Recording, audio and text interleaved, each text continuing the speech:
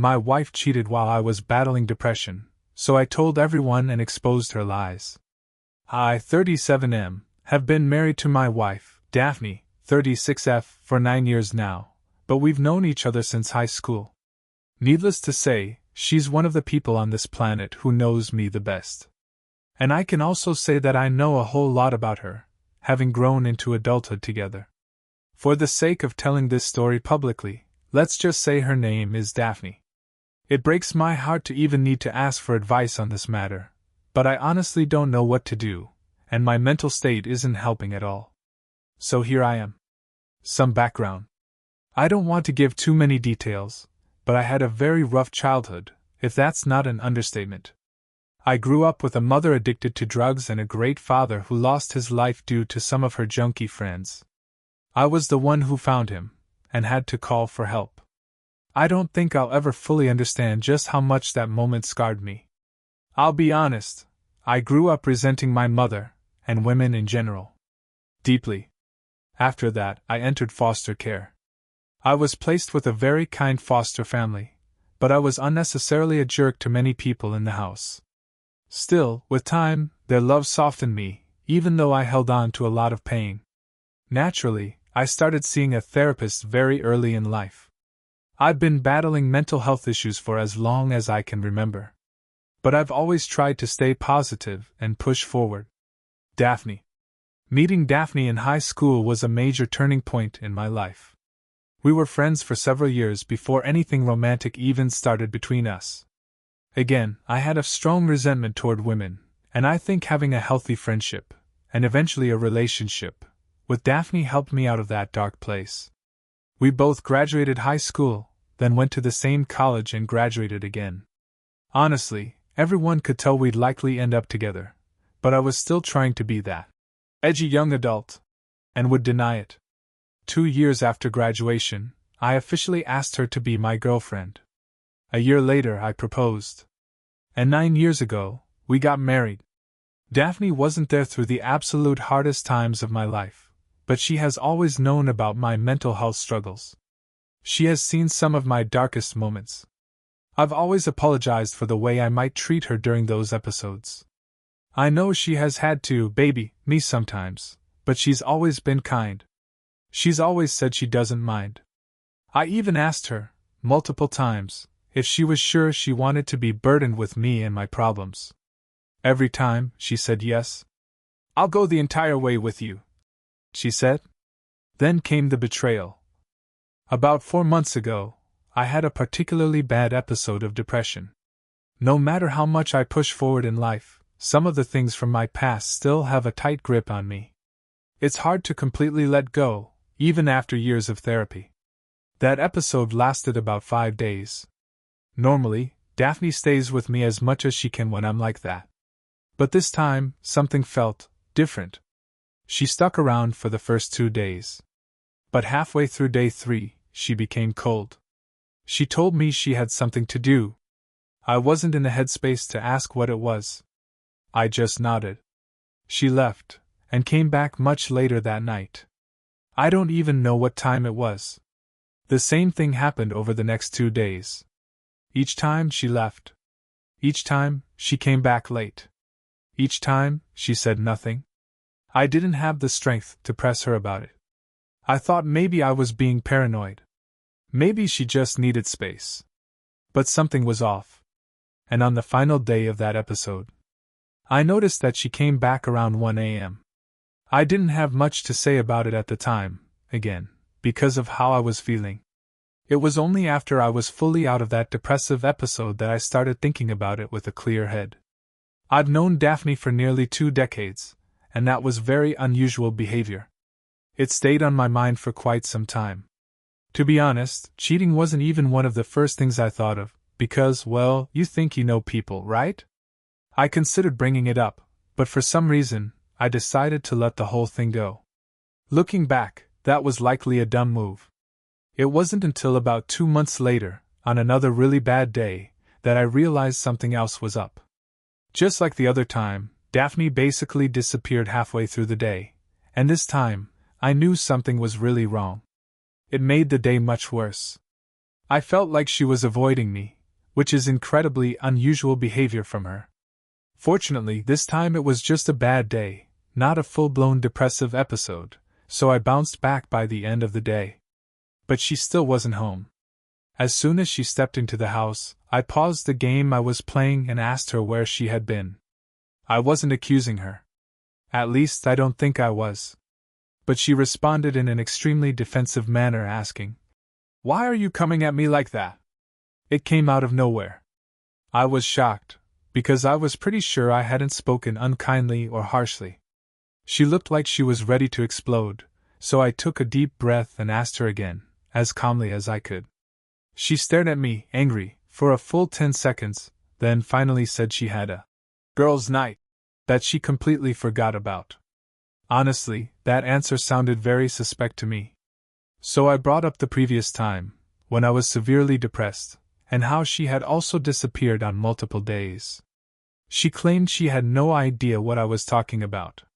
To be fair, it had been over 2 months by that point, so I didn't want to straight up call her a liar. But in my head, a pattern was starting to form. Even after things started to seem fine between us again, it was still on my mind. Because I knew, deep down, something was being hidden. I just couldn't put my finger on what it was. But then came the third time Daphne vanished. And this time? I wasn't even having a bad day. I was just really busy. That was when I knew something was definitely up. It was so evident. When she got back home that day, I didn't even try to start a conversation about where she had been. I just talked to her normally, mundane, everyday topics. She didn't lash out or act defensive like the time before. I was hoping she might voluntarily mention where she had been. But nothing. She said nothing. That was the moment I knew I was going to have to find out where she was going, on my own. I've always been fairly tech-savvy, and I know my way around Android phones. As soon as she went into the shower, without her phone, I opened Google Maps and checked her location history.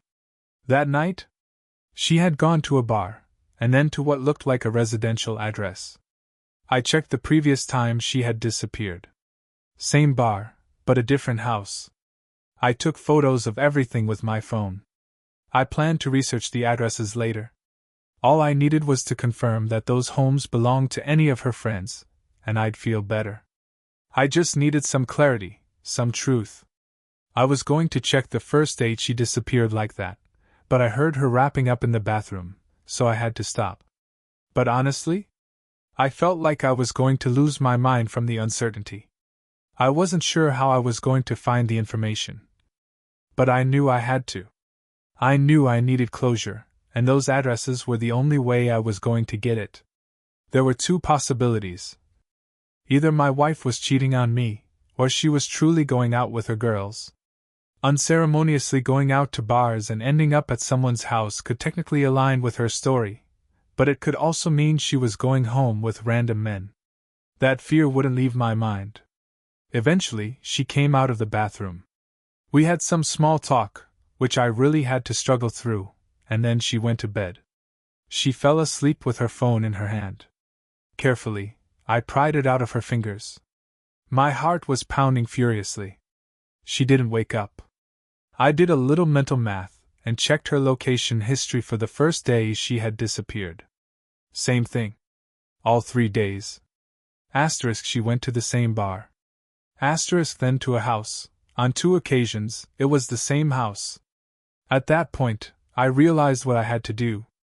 I had considered hiring a private investigator to find out who lived at those addresses, but I realized there might be an easier way. I could set her up.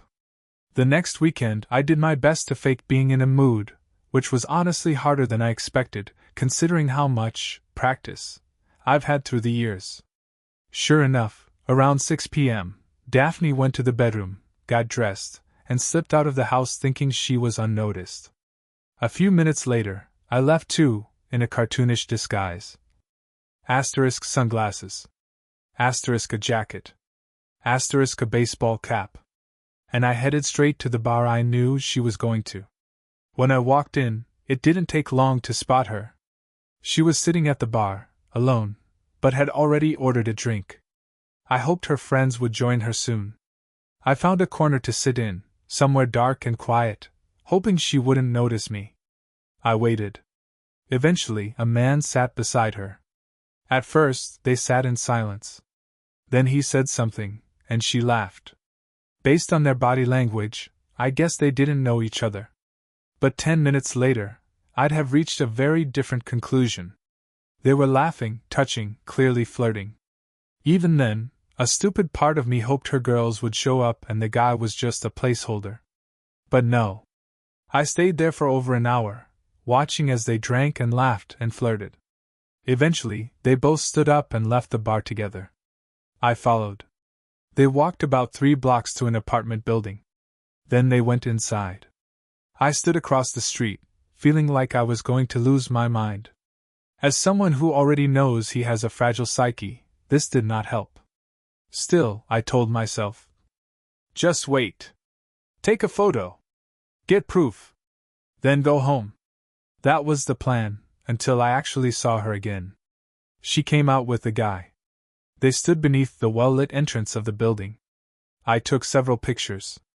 Then they kissed. Right there, in public, with no shame. That was it. That was the last photo I took. I stormed across the street, knowing full well it wasn't the smartest move, but at that point, I didn't care. I was uncomposed. I was raging. And honestly, you can't blame me. I can't even remember everything I said. I was shouting, yelling. How could you do this to me? I knew you were up to no good. Why would you lie to me again and again? The guy just stood there with a stupid, baffled look on his face. I almost hit him. I really almost did. But Daphne told him to go back inside, and he did. Now it was just the two of us. We stood there, in silence. I was shaking with rage. I was battling dark, ugly thoughts. Do you know what it's like to realize you can never fully trust anyone?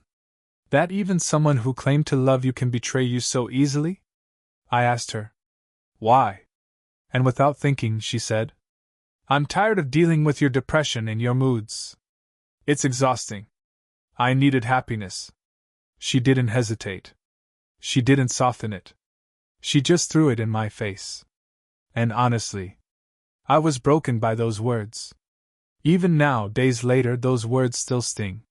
Because that's exactly what I feared deep down, and exactly what I asked her so many times before we ever got married. Are you sure you want someone like me? Are you sure you can handle this? And every time, she said yes. I didn't say anything else. I just started walking. It took me over an hour to get home, not because it was far, but because I was just wandering the streets aimlessly. I didn't care where I went. And honestly, part of me wanted to get hurt. Maybe the pain would end. Maybe something would happen to make me forget all of this. I know that's a stupid thought now, but I understand where it came from. When I got home, Daphne was already there. I guess she had enough time to realize how stupid her words were. As soon as she saw me, she started begging. I said nothing. I went straight to the guest room and locked the door, because just seeing her was infuriating. I don't know what happens next. I don't know what to do with this pain. But I know I'm not alone. And maybe that's enough, for today. I wanted to tell her to get out of the house, but at the same time, I didn't want to spare a word on her. I barely slept. But the next morning, I didn't see her. I was glad I didn't need to interact with her, and I didn't care where she was. I still don't know where she is or where she's been, and I don't care. But at this point, I need to make her hurt. I've been living my life with hurt because I lived through so many traumas, and to have the person I thought was my safe space add to it was one of the most painful things I've ever been through. I'll be reading every single comment that's dropped here because I have nothing better to do. But I want to know how I can make her hurt the way that she's hurt me. I think that's the only thing that will help me feel some form of closure at this point, because I have no interest in cheating back. Imagine surviving a tragic childhood trauma only to stumble into a midlife betrayal. It's like life handed you a ticket to a never-ending emotional roller coaster, and instead of enjoying the view, you're left wondering when the ride will finally end. But hey, look at the bright side, OP. You've inadvertently conducted a social experiment on the limits of marital patience and the human capacity for betrayal. Just when you think you're having a bad day, your wife's side quest for happiness turns into your main storyline. It's almost poetic, how her quest for happiness involves stumbling into the arms of a stranger at a bar. But seriously, as for making her hurt the way she made you hurt, remember that nothing screams poetic justice quite like hitting the reset button on your life. Move on. Find someone who understands that depression isn't just a phase, and live your best life. The best revenge, after all, is living well. And maybe, just maybe, making her watch you do it from afar, realizing what she threw away for a few cheap thrills at a bar. Update. I want to thank absolutely everyone who helped me out with my previous post. Honestly, it was really hard to open up like that and expose all my weaknesses, but most of the comments were incredibly kind and supportive, and I'm very grateful for that. It's been quite a while since I made my last post, but I'm glad to say that things are much better for me, and I took a lot of advice that you all gave to plot my next move as best I could. The first thing I did was call her over for us to talk. She had no idea, but I had already spoken at length to the divorce attorney, and I knew there was no fixing what we had. I admit that I might have been fool enough if she had merely cheated on me once. But after cheating on me with what I assumed were multiple people, and also the horrible words she spoke to me, I knew there was no going back. I wouldn't ever be able to love this woman again. As soon as she got to my house, I asked her to sit down, and she did. I asked her how many people she had cheated on me with, and she initially said just the one. But I kept pressing, telling her that I knew more than she thought I did. She insisted over and over that it was just one person, until I bluffed and told her I'd hired a private investigator. I mentioned one address, and then another. That's when she finally decided to let loose. She had slept with 3 people. I don't know if that was the absolute truth, but it was all I needed to hear. I handed her the divorce papers at that point, and I told her that I couldn't do life with her anymore. She started begging and pleading, which wasn't unexpected, but I think she realized that it was pointless, and she basically gave up. After a bit, she walked out with the papers, and I drank the rest of the day. Eventually, we got to the whole divorce proceeding stage, and I was glad that I had a bit of evidence pointing to the fact that she was unfaithful, which helped swing things in my favor. Unsurprisingly, my mental health got dragged into the whole matter, with a lot of talk about how it made it hard to live with me. Honestly, things got really dirty at that point, and it was horrible hearing my struggles weaponized like that.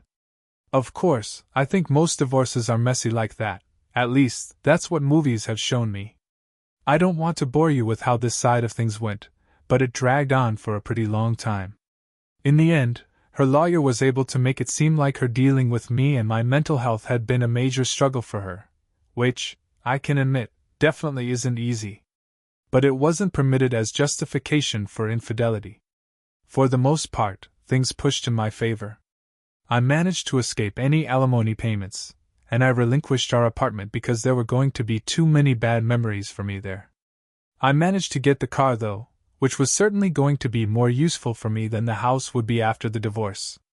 Weeks later, once I had settled into my new place, I made sure to tell every single person who knew both of us that Daphne and I were splitting up. I went into detail, not telling a single lie, but exposing her for cheating on me because of my depressive episodes. I sent the same text to friends, family, coworkers I was familiar with, and even our former landlady. I needed to make sure that everyone knew that she was a scumbag, so that if they wanted to get involved with her in the future, they'd know what they were up against. She called me about an hour after and cursed me out for like 10 minutes straight, but I just let her get it all out before hanging up the phone on her. I haven't spoken to Daphne since she called me to yell every expletive in the book. But a coworker replied to a message of mine, saying that she's been having a hard time with gossip in the workplace, that maybe I'd consider recanting my statement to help her out. I left her on read. I don't think I'm going to do relationships anymore. There's too much fear in me now, fear of the ways a woman can hurt me, and I'm not excited to discover a new one. Maybe I'll have fun on dating apps, because the body has needs, but I don't think I'm after anything serious anymore. I'm relatively old, I don't desire children, and maybe not having a woman in my life will bring simplicity, which is fine by me. Anyway, I hope those of you who choose to will find women you can trust and love forever. Because I know that they're out there, but I'm just not willing to take the risk and find any of them myself. First off, kudos to you for taking charge of your situation and navigating the emotional minefield that was your last post. It's no small feat to bare your soul like that, and it's great to hear that you found the support you needed. So, the showdown with Daphne. What a scene. You handled it like a seasoned pro. The bluff about the private investigator? Genius! And lo and behold, she confessed to 3 affairs. Honestly, wow. There she was, pleading and begging, while you stood firm. It's sad to see how things turned out, but it's clear there was no salvaging the relationship. You knew your worth and didn't settle for less, which is commendable. The divorce proceedings sounded brutal, with your mental health dragged into the spotlight like that. It's disheartening how your struggles were weaponized against you, but it's a relief to hear that things mostly went in your favor. Keeping the car and ditching the apartment, and all its bad memories sounds like a smart move. Your post-divorce move was both bold and brilliant. Telling everyone the truth about Daphne, that's a master class in public service announcements. Sure, she wasn't happy, and that epic 10-minute curse-out was probably expected, but you stood your ground and made sure the people around you knew the real story. What would you have done? Thank you for joining us today. Be sure to like and subscribe, and hit the notification bell so you don't miss out on our next video. Until next time.